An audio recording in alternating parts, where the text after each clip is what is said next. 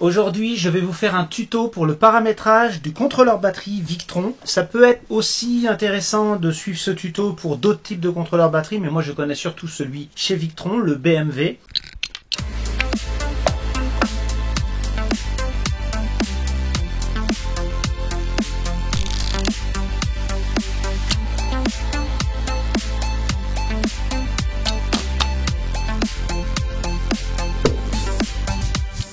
Alors, il existe plusieurs types de BMW chez eux, on va en parler. D'abord, je vais faire une petite explication avec un petit crayon pour vous parler du fonctionnement du BMW. Alors, je vais essayer de rester relativement simple.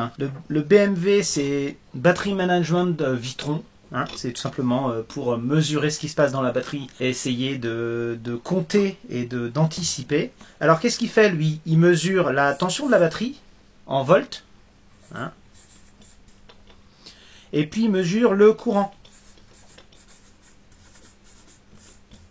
C'est à peu près tout ce qu'il fait en termes de mesure. Après, il a un petit automate qui fait des calculs. Comment il fait cette mesure?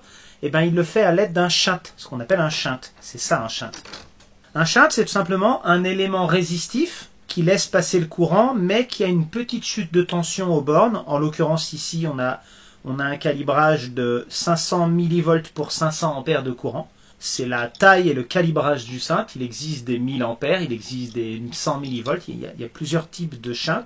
En gros, quand on mesure en millivolts ici de manière assez précise la chute de tension, on a une image du courant, plutôt linéaire, et on mesure la tension entre le shunt qui est tout le temps mis sur le moins et grâce à un petit fil rouge comme ça d'alimentation, le plus. Le plus, le moins, on a la tension. Ici, on a une autre mesure de tension qui est en fait une mesure de courant. Et puis dessus, on a une petite carte électronique qui n'est pas obligatoire. Hein. Il y a des shunts qui ne l'ont pas. Et se contente un petit peu de réunir le branchement du plus. Il y a une petite alimentation dedans qui permet d'alimenter le système entre la tension du système qui est ici, je crois, de 90 volts maximum et la tension qui doit être de 5 volts sur la carte électronique. Et ça renvoie sur un RJ12, un petit cordon qui est un peu spécifique à Victron pour aller jusqu'à l'écran lui-même. Vous voyez les mêmes connectiques derrière, ici et là, pour pouvoir réceptionner les données. Et c'est là-dedans qu'est toute l'intelligence. Hein. Donc le shunt est interchangeable, l'écran on peut en mettre un autre, mais on perd toutes les données. Donc grâce à ce shunt de mesure, on mesure donc la tension et le courant. Pour déterminer le reste, eh ben, on va compter le temps et on va faire quelques opérations. Donc si on fait le temps fois le courant, on va avoir des ampères-heure. Si on fait la tension fois le courant, on va avoir des volts-ampères, qui sont en fait ici marqués watts. Ok, puisqu'on est en courant continu, on n'a pas d'écart entre les deux, et c'est plus simple pour les gens de comprendre watts plutôt que volt-ampère. Si on fait les volts-ampères qui ici sont notés watts fois le temps, on a des watts-heure. Et donc on a déduit l'unité de watt, l'unité de watts-heure, l'unité d'ampère-heure, tout en ayant déjà les volts et les ampères. Donc ça fait déjà pas mal d'unités. Hein. Si sur cet appareil on lui renseigne la taille de la batterie, par exemple on lui dit on a une batterie de 100 ampères-heure, eh bien à chaque fois qu'il va compter des ampères-heure qui rentrent ou qui sortent, il va pouvoir en déduire un pourcentage. Pour schématiser, c'est comme ça que ça fonctionne. Donc s'il a déduit moins 50 ampères-heure de la batterie, eh ben on est à 50%. Ça c'est pour le fonctionnement simple. Pour le fonctionnement plus compliqué, il y a, alors je sais pas, on doit voir, il y a un ancien dessin sur la carte que j'ai pas réussi à effacer, mais c'est pas grave, on devrait voir quand même. Il y a un certain nombre de règles qui ont été mises en place.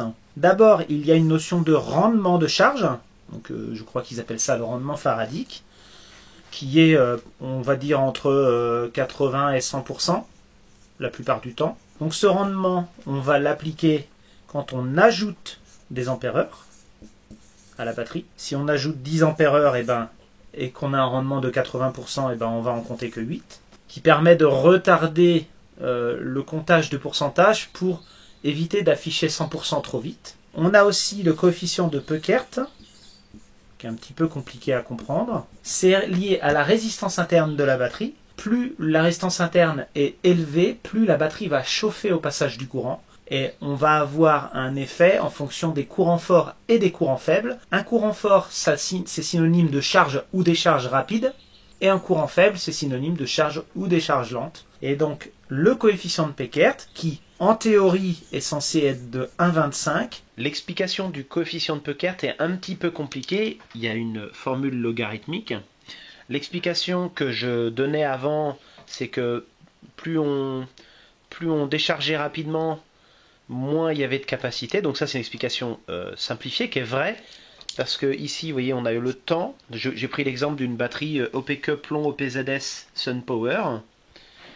On a le temps de décharge ici, la capacité ici, que j'ai commencé à 690 et que j'ai fini vers 1000 et quelques, là il y a 1000. Si on décharge très rapidement en 5 heures ici, on a 690 ampères-heure. Si on décharge en 10 heures, on a 801. En 24 heures, 930. En 50 heures, 1002. En 100 heures, 1070. Vous voyez, on a une courbe qui a, disons, plus on décharge lentement, plus on a de capacité, mais ça va avoir tendance à se stabiliser. Donc on ne peut pas non plus se dire on décharge sur 3 mois pour avoir beaucoup de capacité.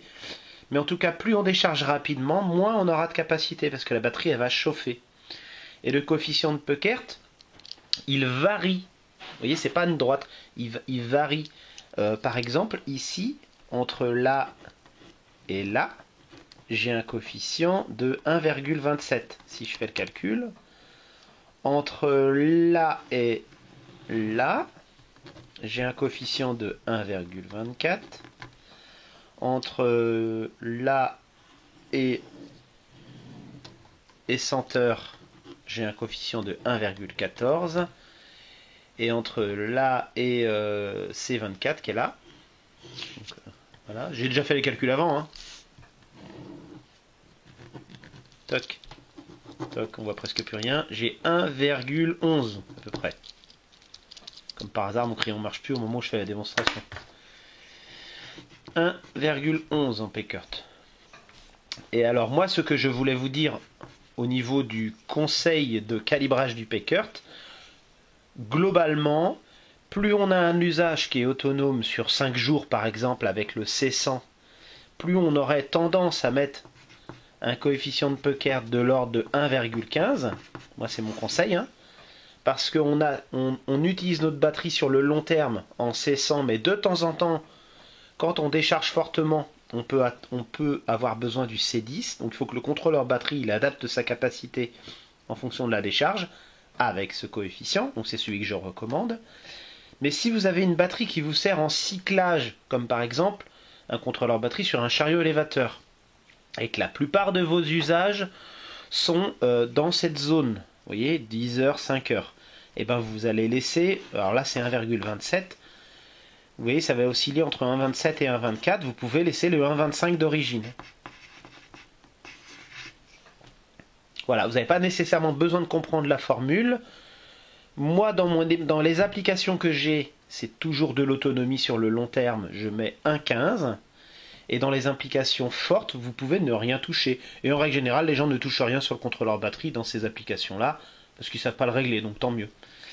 Si on met 1,25 partout, eh ben le contrôleur va être soit un petit peu pessimiste à court terme, c'est-à-dire qu'il va réduire la capacité si on tire très fort dessus, ce qui n'est pas si grave, soit un peu trop optimiste à long terme, il va croire qu'il y a plus de capacité, c'est-à-dire qu'il ne va pas baisser le pourcentage alors que la capacité a baissé.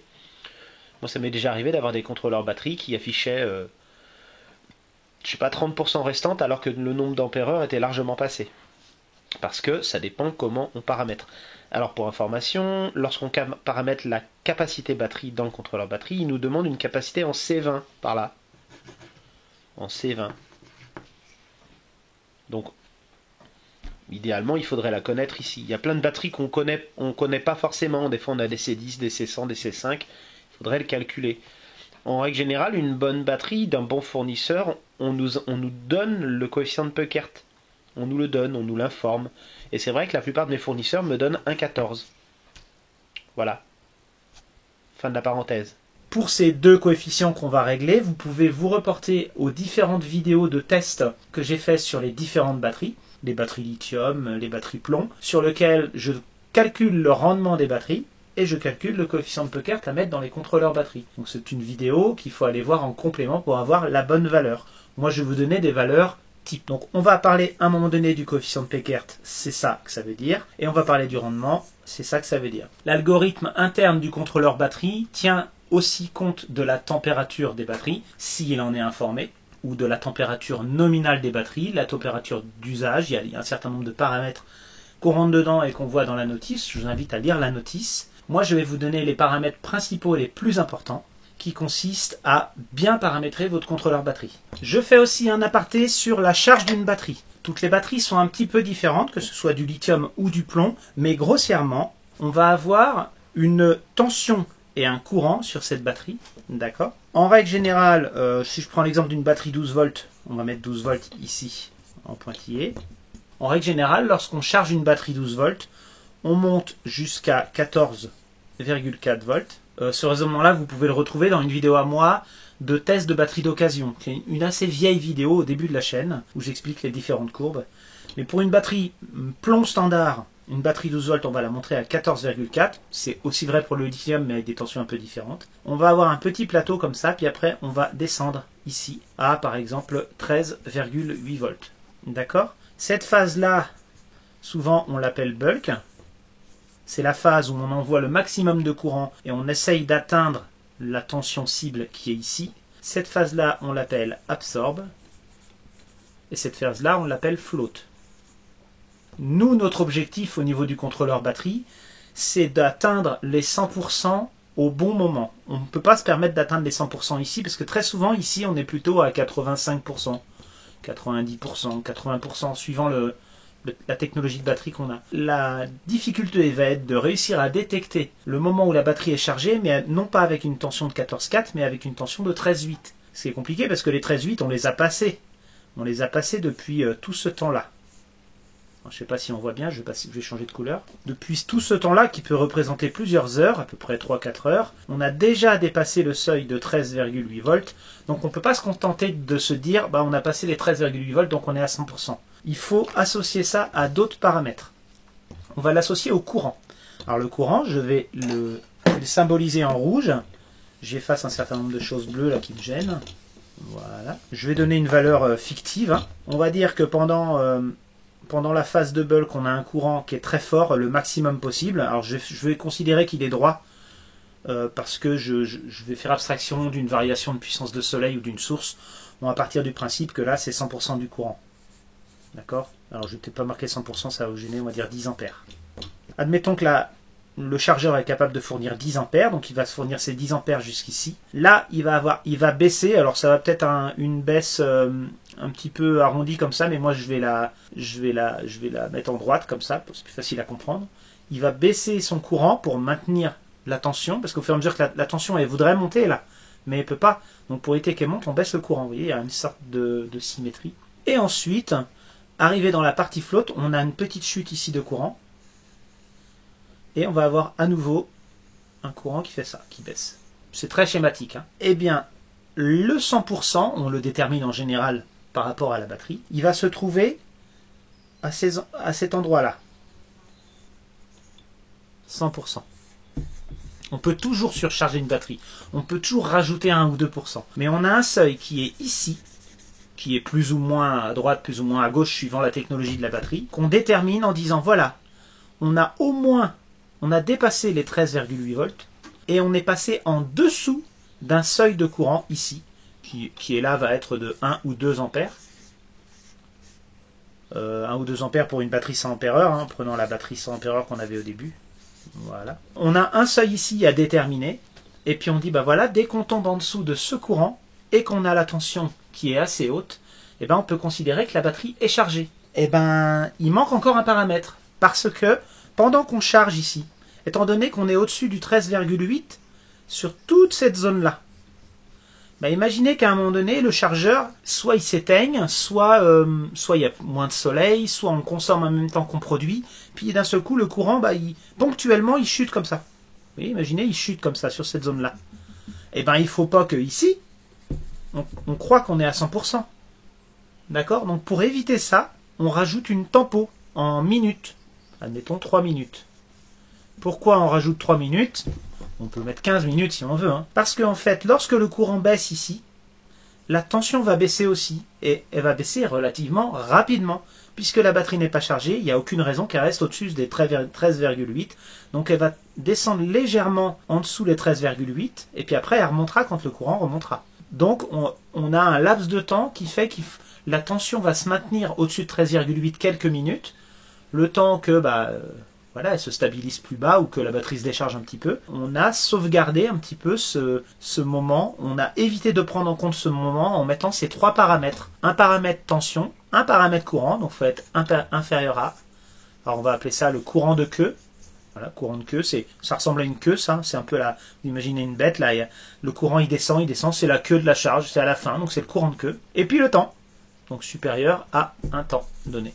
Donc ces trois paramètres-là, ce sont les paramètres qui déterminent la valeur de la synchronisation à 100%. Il faut remplir ces trois paramètres-là pour être à 100%. Donc tout ça, on va le régler dans le contrôleur batterie. Alors maintenant, petite présentation des différents contrôleurs batterie. Il existe, anciennement c'était le BMW 600. Bon, ils sont passés à la génération d'après, maintenant c'est le BMW 700. C'est uniquement ça que ça veut dire, génération 7. Ce BMW 700, il a des déclinaisons. Je ne les connais peut-être pas toutes sur le catalogue, des fois il y en a des spécifiques. Mais de base, elles sont sur la notice ici. On a les différentes déclinaisons. On a le BMW 700 qui est le standard, qui va fonctionner avec un shunt de 500 ampères et une tension maximale de 90 volts, je crois. 95 volts, voilà. Le modèle standard, c'est 95 volts. Il existe une version 700H qui fonctionne jusqu'à 360 volts, il me semble.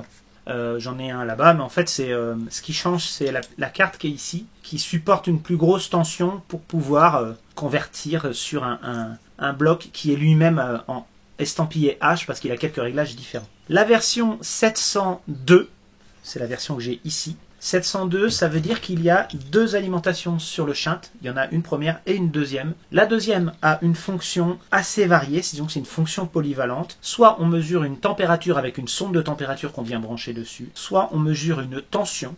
Et dans ce cas-là, ça peut être une tension différente de la tension principale. Par exemple, une batterie 12 volts de démarrage de groupe électrogène alors que le parc batterie peut être en 24 ou en 48. Ça va être une tension de contrôle.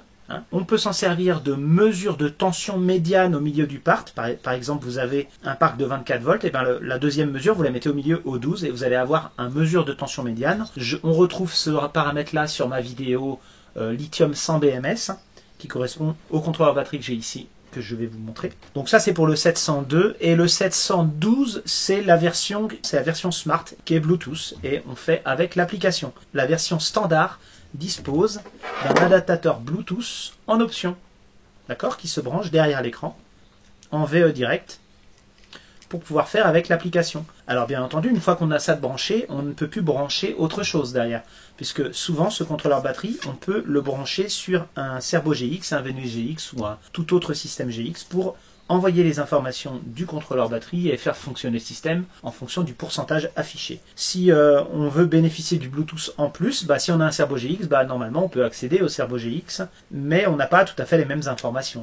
Je vais vous montrer, moi c'est pour ça que je m'en sers en dépannage surtout. Le Bluetooth peut nous servir aussi bien à remplacer l'écran qu'à paramétrer, et je trouve que sur l'application c'est plus simple de paramétrer avec le Bluetooth, mais on va faire les deux. En fonction de l'emploi que vous avez choisi, du mode de fonctionnement de votre contrôleur batterie, il y a un certain nombre de paramètres qui sont pris en compte ou pas, notamment sur le 702.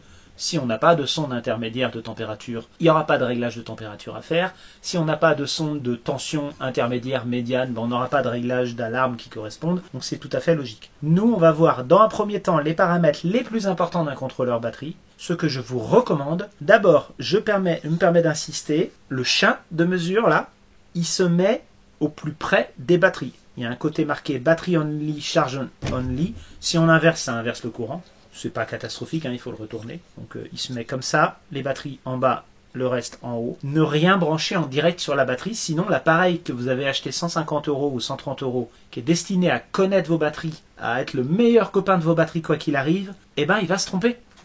S'il y a quelque chose qui se passe en dehors de lui, il ne pourra pas le mesurer. Donc il faut vraiment rien brancher entre lui et les batteries. C'est très important. La plupart des pannes ou des problèmes viennent de là sur le contrôleur batterie parce qu'il est mal branché. C'est pareil pour tous les constructeurs de contrôleurs batterie. Toujours le plus proche possible de la batterie. Il y a un petit schéma fourni dans la notice. N'hésitez pas à lire la notice, il y a toutes les langues. Elle est vraiment très bien faite. On voit que les batteries, le contrôleur batterie et après les appareils. Ce contrôleur batterie est alimenté avec un petit fusible, un petit fil rouge. Et ce petit fil rouge, il faut le mettre soit directement sur le plus de la batterie, soit sur un accessoire qui est branché sur ce plus, mais qui ne doit pas être coupé. Si vous sectionnez, que vous coupez le courant de votre batterie, vous devez avoir votre contrôleur batterie toujours alimenté. Pour plein de raisons. D'abord parce que si vous avez coupé le courant, vous devez quand même connaître l'état de santé de votre batterie, mais aussi pour éviter qu'il se réinitialise. Parce que lorsqu'on le débranche et qu'on le rebranche, il se remet à 100%. Il paume le pourcentage. Il ne paume pas les statistiques qu'il y a dedans, mais il paume l'état où il est rendu. Si ça vous arrive, vous aurez besoin de le paramétrer en Bluetooth pour rectifier ça. J'ai fait une vidéo là-dessus. Vous pouvez aller la voir. C'est le paramétrage en Bluetooth que j'ai fait lors d'un SAV où il fallait remplacer un écran, qui m'a permis de copier les paramètres, copier les statistiques et tout remettre dans le nouvel écran, remettre au bon pourcentage et remettre en marche. Tout ce que je vous ai expliqué, vous le retrouvez dans la notice. Alors il y a une partie publicité qu'on enlève. Cette notice, elle a un certain nombre de langues, il y en a quand même pas mal. Vous pouvez aller sur la version française si vous êtes francophone. Il y a approximativement 43 pages, 42 pages. À chaque fois, les pages recommencent à 0. Il y a toute une partie explicative qui est ce que je viens de vous expliquer en fait. À quoi ça sert, pourquoi il y a une alarme, c'est quoi le pourcentage, c'est quoi l'écran. En gros, les bases, les différentes tensions applicables, à quoi sert le 702, à quoi sert... Ouais, il y a plusieurs applications. Et à partir d'un certain moment, vous avez, donc à peu près à la moitié, à la 23e page, vue d'ensemble des fonctions avec tous les paramétrages. Et c'est de ça qu'on va parler aujourd'hui, des paramétrages. D'accord? Alors allons-y, rentrons dans le vif du sujet. On a 4 boutons en façade. On a un bouton Setup, un bouton Select, un plus, un moins. Le plus, le moins, ça permet de naviguer dans l'écran principal qui affiche un certain nombre de choses. Alors moi, c'est un 702, donc j'ai un petit peu plus d'informations qu'un contrôleur standard. J'ai les ampères consommés dans la batterie, là on est à moins 39, 87,4% dans la batterie, un temps infini. Alors ça, c'est le temps qui reste avant d'arriver à l'alarme que vous avez réglée à l'intérieur, l'alarme pourcentage. Si vous avez réglé une alarme à 30%, bah c'est le temps qui vous reste avant d'arriver à 30%. Ici, c'est marqué infini parce qu'on est en train de recharger. Lorsqu'on sera en train de décharger, il y aura un comptage qui apparaîtra. Moi, j'ai les tensions médianes qui apparaissent ici. Tension médiane 1, tension médiane 2. Le pourcentage d'écart entre la tension médiane. La plupart des gens ne l'ont pas, ces paramètres-là, si on ne l'a pas sélectionné. La différence de tension entre les deux parcs. La tension totale du parc. Des fois, à la place, là, vous avez main de marquer.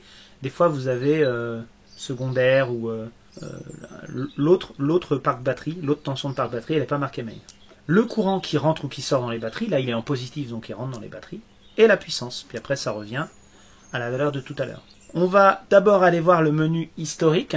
Vous n'allez pas aller voir au début au menu historique, mais j'ai besoin de vous expliquer quelque chose dans ce menu historique. Le menu historique, il a des lettres, d'accord, et il a un certain nombre d'informations. Alors moi j'ai besoin de la notice pour savoir, parce que je ne connais pas tout par cœur. Donc le paramètre A, c'est la décharge la plus profonde, donc moi j'ai déjà déchargé 300 Ah sur ce parc-là. Ensuite, c'est la valeur la plus grande enregistrée depuis la dernière synchronisation, donc 200 Ah ici. Ensuite, c'est la profondeur de décharge moyenne.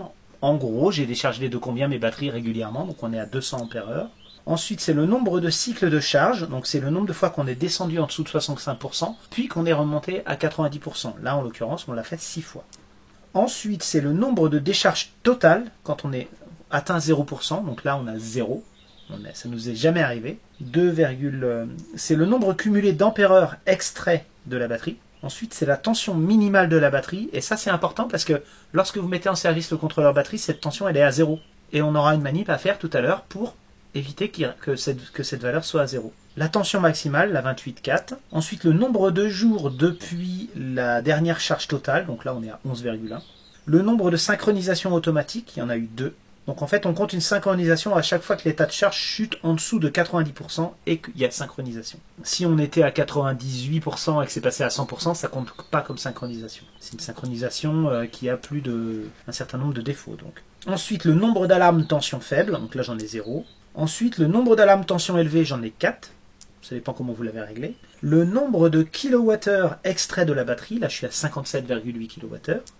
Le nombre de kilowattheures que j'ai mis dans la batterie, 61,4. Alors ça c'est important, parce que si vous faites l'un divisé par l'autre fois 100, 57, presque 58 divisé par 61 fois 100, vous avez le rendement de charge de votre batterie. Alors c'est pas tout à fait le rendement de charge, parce qu'il y a une partie de l'énergie qui est de toute façon perdue, mais c'est une bonne approximation sur les premiers cycles, en tout cas.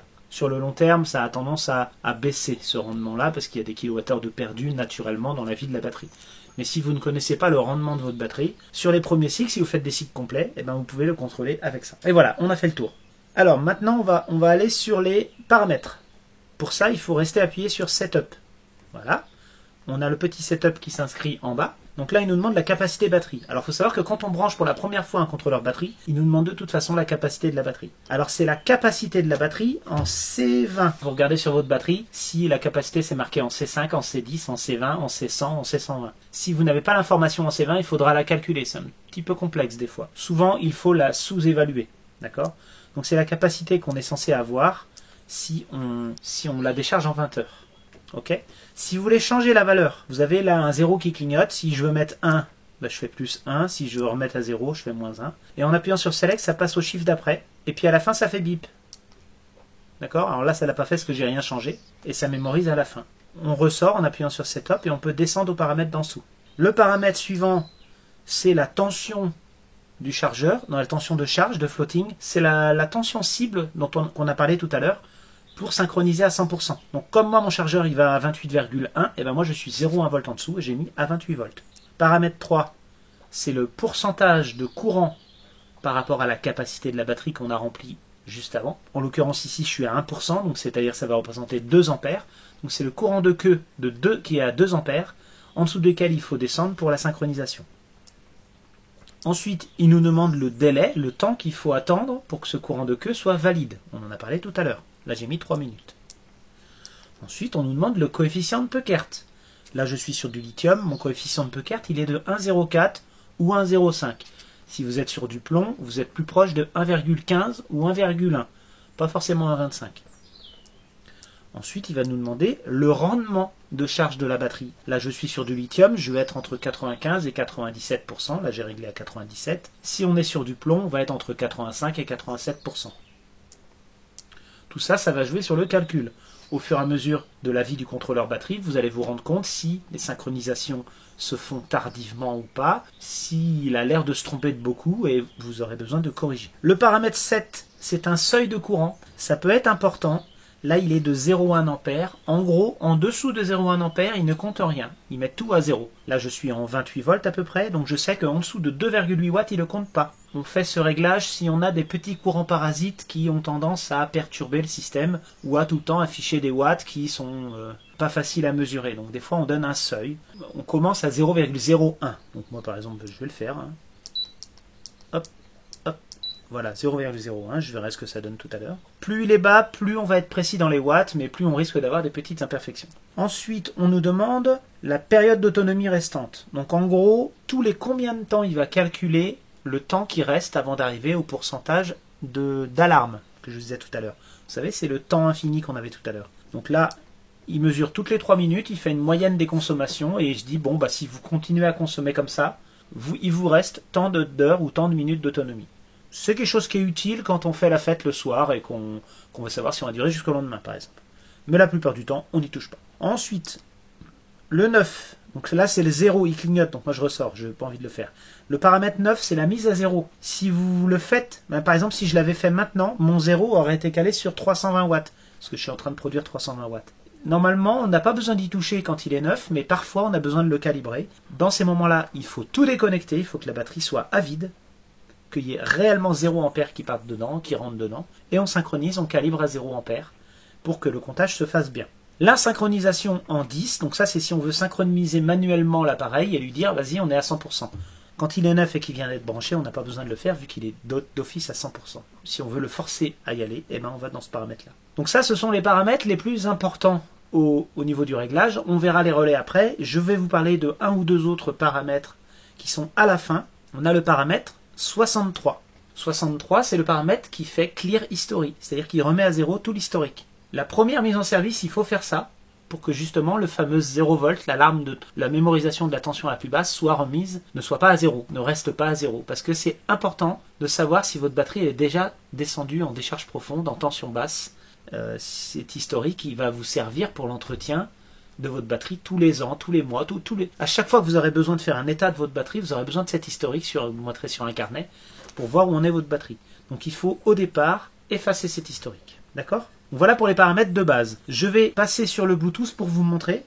Et puis après, on reviendra sur un certain nombre d'autres paramètres. J'ouvre Victron Connect. Alors, c'est une application qu'on peut mettre sur le smartphone. Elle est pratique, mais vous n'êtes pas obligé de l'avoir. Très souvent, dès qu'on a Victron Connect, il nous propose des mises à jour très régulièrement. C'est pas toujours une très bonne idée quand un système marche. Certaines mises à jour peuvent faire planter le système, même si des fois on nous dit que non. Moi, j'ai eu quelques exemples où c'est arrivé, donc faire attention avec les mises à jour. Donc, une fois qu'il est ouvert, ce Victron Connect, on va rechercher l'appareil Bluetooth qui est connecté. Alors là, j'en ai plusieurs à côté de moi. Il ne faudra pas que je me trompe.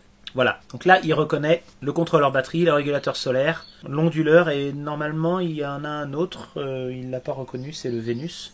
Donc moi je vais aller sur le VE direct, VE Smart, c'est ça qu'il appelle le VE Smart. Normalement il demande un code pour rentrer, c'est 000000, 6 x 0, moi je l'ai déjà rentré avant donc il ne me le redemande plus. Là il me propose au début de modifier le code PIN, je vous encourage à le faire, surtout si vous êtes en camping-car et que d'autres gens peuvent y accéder. Moi je le fais pas parce que c'est un produit qui n'est pas encore installé chez le client, donc pour l'instant j'ai pas envie de mettre un code que je vais oublier. Bon voilà, une fois qu'on est dessus, on nous montre la même chose que ce qu'il y a à l'écran, sauf qu'on nous les montre sur le même écran, le pourcentage qui est le même, hein, on a le voilà 88%, on a le même pourcentage, la tension, le courant, la puissance qui rentre dans la batterie, les ampères-heures consommés, le temps restant il est sur infini, le pourcentage d'écart de tension médiane, l'état du relais.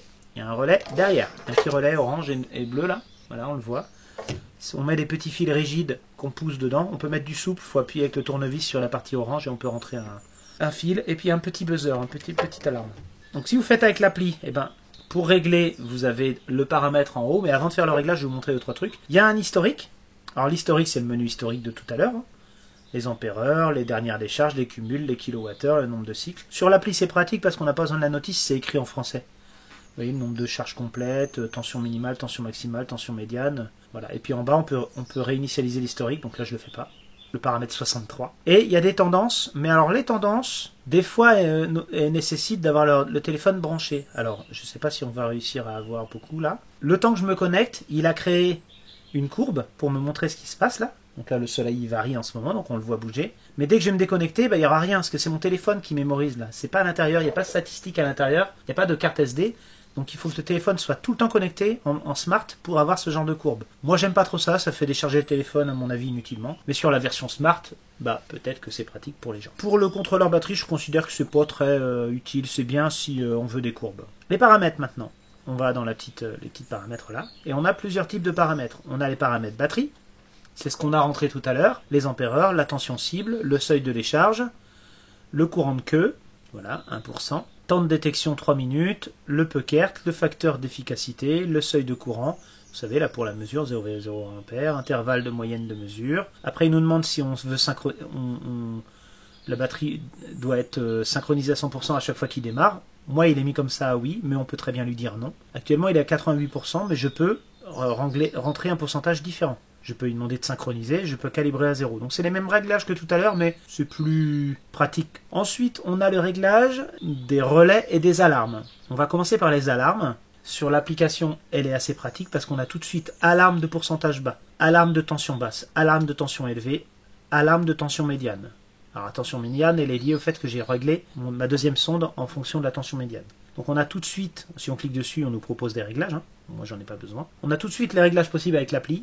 Une petite subtilité, c'est quand il y a déjà une alarme qui est active, une deuxième ne peut pas être active. Si vous avez mis un pourcentage bas à 60% par exemple, si vous avez une tension basse par la suite, il ne va pas vous l'afficher, vous n'aurez pas de buzzer, parce que vous êtes déjà en alarme. Donc attention à ces alarmes. Moi je préfère qu'on mette des pourcentages assez bas, vous voyez là je suis à 20%, pour avoir une chance d'avoir l'alarme tension basse avant. C'est pas normal d'avoir l'alarme tension basse qui arrive avant, mais si ça doit arriver, il vaut mieux le savoir, parce que si on a dit à 50% on est en alarme et puis on vit, je sais pas, 2 semaines avec une alarme active, c'est dommage parce que les autres alarmes elles vont pas servir. Parfois l'alarme pourcentage, franchement, on pourrait peut-être s'en passer, parce que les alarmes de tension sont beaucoup plus importantes, beaucoup plus dommageables pour le système. Donc je vous invite à pas nécessairement toutes les mettre et à pas les mettre n'importe comment. Concernant les relais, alors le relais, la subtilité, c'est que on peut faire pas mal de choses, mais parfois ça nécessite d'avoir une compréhension inversée des choses. D'abord, on a un mode de relais. Alors on a un mode par défaut, un mode chargeur, un mode contrôle manuel. Contrôle manuel, c'est-à-dire que c'est nous manuellement qui le validons. Le mode chargeur, j'ai pas regardé à fond, je crois que je m'en sers pas. Je le mets par défaut puisque je règle moi-même mes seuils de paramètres. Mais si vous le mettez en chargeur, et ben en tout cas, et ben vous aurez le relais qui va se fermer en dessous d'un certain pourcentage ou en dessous d'une certaine tension qu'on aura réglée pour enclencher un chargeur. Moi, je préfère le mettre par défaut parce que j'aime bien utiliser le relais de manière assez variée. Et donc, quand on met par défaut, on peut régler aussi un chargeur dessus. Moi, je laisse tout le temps comme ça. On peut inverser le relais.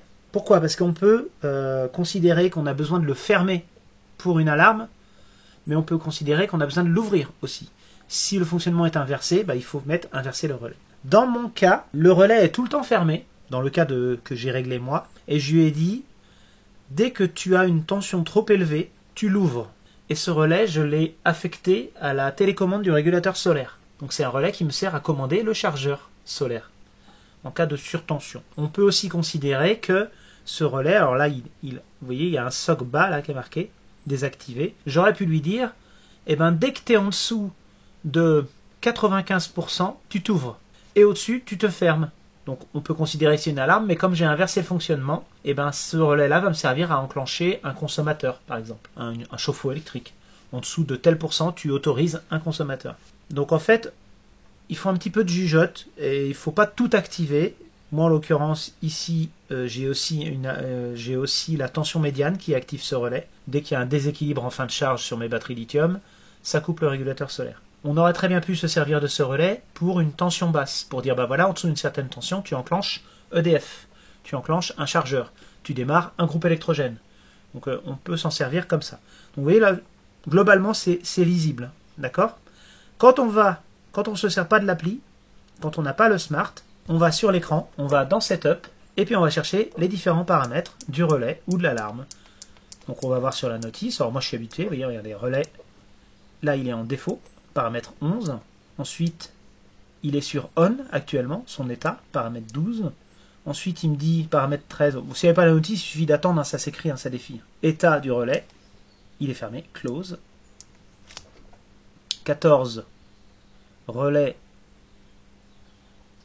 minimum close, donc la durée minimum qui doit rester fermée. C'est utile quand on veut éviter de faire le yo-yo. Moi en l'occurrence chez moi il sert pour enclencher mon eau chaude, donc une fois qu'elle est lancée je la laisse au moins 5 minutes quoi. J'évite que ça soit tout le temps des variations fortes. Donc moi là j'ai mis 1 minute, c'est pas la peine de mettre trop de minutes. Ensuite relais off délai. Donc avant qu'il se réenclenche à nouveau, on lui dit voilà, tu peux te réenclencher, mais t'attends un petit peu. Ça pourrait être pareil que ça fasse le yo-yo. Là j'ai mis à 0 parce que j'ai besoin qu'il soit réactif. Comme mon relais me sert à couper mon chargeur solaire, je lui dis tu coupes le solaire, mais t'attends au moins 1 minute avant de le remettre en marche. Et puis si on est à nouveau en alarme, directement il faut qu'il recoupe le solaire, il faut que ce soit réactif. Ensuite on peut activer le relais avec le pourcentage, soc relais. Donc là j'ai mis à 0 parce qu'en fait je veux pas qu'il prenne en compte mon pourcentage. Quand on met tout à 0, il annule l'effet. Mais si j'avais dit en dessous de 30% tu l'actives, parce que 0% c'est pas possible. En dessous de 0% on peut pas. Si je mets 1%, dès qu'il va tomber à 0%, il va activer le relais. Et puis le 17 c'est l'annulation du relais pour le pourcentage. Donc vous voyez c'est un peu un fonctionnement comme ça. Ensuite il y a le low battery, le clear low battery, le high tension battery, le clear high tension battery. Et après, moi comme j'ai paramétré le mid voltage avec la deuxième mesure de tension, il me propose le relais sur la tension médium. Donc moi je l'ai activé. Ensuite clear tension médium. Et après on passe en mode alarme. Il nous dit est-ce que l'alarme est active? Alors moi je lui dis oui. Est-ce que le buzzer fonctionne? On peut l'annuler le buzzer. Ensuite on est je crois sur pourcentage bas. À quel pourcentage bas il se met en marche? Moi je l'ai mis à 20%. Vous voyez c'est les mêmes réglages que dans l'appli. Mais c'est dans l'ordre. On suit la notice. Et il y a un certain nombre de paramètres qu'on ne pourra pas régler en fonction du fonctionnement du contrôleur batterie. Donc là, on va avoir low voltage, clear low voltage, high voltage, clear high voltage. Il ne faut pas tous les activer, il faut qu'ils soient en lien avec un fonctionnement donné. D'accord? Ensuite, là pareil, j'ai middle voltage, clear, 49. Là, c'est un réglage de l'écran, backlight. Là, quand on arrive dans ces paramètres-là, souvent, il n'y a plus rien à régler. Là, déroulement scroll, c'est le déroulement de l'écran. Donc on peut activer un déroulement watt, ampère-heure, pourcentage, ou ne pas l'activer. Moi je l'active pas, je préfère laisser afficher une valeur, mais on peut très bien le laisser afficher automatiquement. Donc vous voyez, il y a pas mal de réglages. Vous voyez là j'ai le réglage 52. dans la notice, c'est l'affichage du mid-voltage. Donc les paramètres 52, 53 à suivre, c'est ce qu'on affiche à l'écran. Mid-voltage, le courant, la puissance. Donc moi ça m'est arrivé pour des clients d'enlever des choses. Parce qu'il y avait trop d'informations, il ne comprenait pas, donc je lui laissais que le pourcentage et les watts par exemple. Si on ne veut pas que l'écran il affiche tous les écarts de tension, de pourcentage, de tout ça, on peut enlever des valeurs qu'il n'affiche pas à l'écran. Bon, moi je passe du paramètre 57 au paramètre 60, parce que si j'avais affecté ma deuxième lecture, ma deuxième sonde à de la température, en 59 j'aurais eu l'affichage de la température. Et j'aurais pas eu le 60, qui est l'affichage de la tension médium. Ensuite, il y a la version du software, la restauration par défaut des paramètres, Clear History, le 63. Le 64 est intéressant pour si vous avez des enfants qui touchent à tout. C'est le lock, ça verrouille les paramètres, comme ça plus personne ne peut les changer. Le 65, c'est si vous changez de chaîne de mesure, au lieu d'un 500, vous mettez un 1000 par exemple, parce que vous avez une grosse installation, il faut le régler là-dedans. La tension du shunt en 66. Ensuite, moi le 67 de l'EPA, je l'ai pas parce que le 67 c'est si on veut afficher des Fahrenheit ou des Celsius sur la sonde de température, mais comme je suis pas en sonde de température, je n'en ai pas besoin. J'aurais pu aussi affecter un coefficient de température pour que ça joue sur la capacité de la batterie, pour qu'il adapte la capacité de la batterie en fonction de sa température, en 68, mais je ne l'ai pas. Donc je ne le règle pas. Ensuite, en 69, c'est l'entrée auxiliaire. Donc c'est justement là qu'on règle à quoi sert la deuxième entrée. Moi j'ai mis en mid-voltage, mais j'aurais pu mettre en température ou en tension de batterie de démarrage. Ensuite, c'est en 70, c'est si on veut qu'à chaque démarrage, il se mette à 100% ou pas. Si c'est gênant, on le désactive. Donc moi en l'occurrence, moi je vais l'enlever. Voilà, ça ne m'intéresse pas qu'il se remette à 100% à chaque fois que je le redémarre. Je veux qu'il garde son pourcentage. Et puis le 72 que j'ai pas ici, c'est quand on a un mode Bluetooth.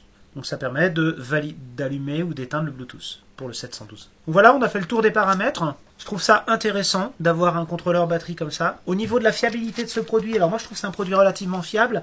J'en ai eu récemment qui sont tombés en panne, qui sont issus soit d'une série un peu défectueuse, soit c'est parce que j'en installe vraiment beaucoup. Donc j'en ai eu 3 sur toute ma... 3 de défectueux sur 18 ans de carrière, on va dire. 18 ans que j'en installe. C'est pas beaucoup, mais ils sont arrivés récemment. J'en ai eu un, c'est parce qu'il a surchauffé, il était dans une cloison, il a eu chaud, parce que ça c'est un petit appareil qui chauffe un petit peu au bout d'un moment. Il fait 0,0 quelque chose, mais il finit par chauffer. Il y en a un, ça a été un faux contact du petit fil rouge avec le fusible, qui a fait qu'il redémarrait à chaque fois et à la fin l'écran ne marchait plus. Mais l'appareil fonctionnait encore en Bluetooth, donc j'ai changé que l'écran. Il y en a un qui est tombé en panne subitement, plus rien. C'est à cause du shunt qui avait été mal protégé, qui avait de l'humidité et ça a cramé. En fait, il y a eu des poils de chien, il y a eu tout ça et ça a cramé la carte, donc il faut vraiment la protéger cette carte. Et le dernier que j'ai eu, c'était aussi un faux contact et l'écran, il y avait des trucs, il buguait, il affichait n'importe quoi. Faux contact du fusible, donc faire vraiment attention à le petit fusible qui est fourni avec, faut pas le tendre parce qu'il y a un petit ressort dedans. Et du coup, il fait faux contact et vous savez, l'électronique, à force de faire des faux contacts, ça crame. Ça redémarre, et puis à un moment donné, ça marche plus. Donc voilà pour ce tuto complet sur les réglages du contrôleur batterie. Alors moi, je vais le redébrancher et le remettre sur mon VRM, qui est toujours accessible en ligne en ce moment. Voilà. Petit accessoire bien pratique. Là, le Bluetooth, il sert aussi pour autre chose que du contrôleur batterie. Je peux le mettre sur un régulateur solaire, par exemple, avec l'appli. Donc n'hésitez pas à vérifier les paramètres de votre contrôleur batterie pour voir s'ils sont bien réglés. J'avais déjà fait une vidéo sur le contrôleur batterie, mais elle n'était pas complète, il manquait des choses, et j'avais dit une bêtise ou deux. Donc je pense que je vais la supprimer après avoir mis celle-là en ligne. J'espère que vous pourrez résoudre la plupart de vos problèmes avec ça. En vous souhaitant une bonne journée.